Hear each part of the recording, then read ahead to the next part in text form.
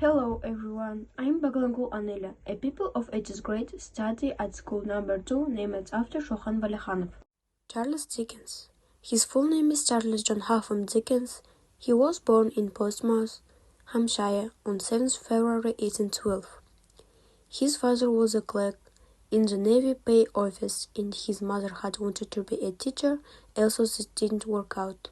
Charles Dickens had 7 brothers and sisters. He began his writing career as a journalist for a newspaper.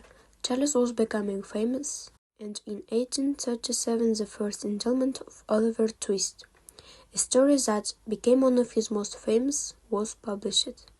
Dickens was now famous and wrote many more famous novels during his life, such as A Christmas Carol, David Copperfield, and The Great Expectations.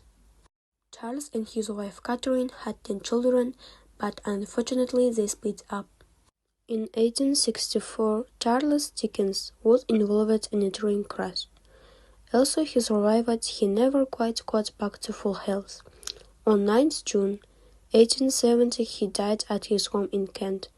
He left his final novel, The Mystery of Edwin Drood, unfinished.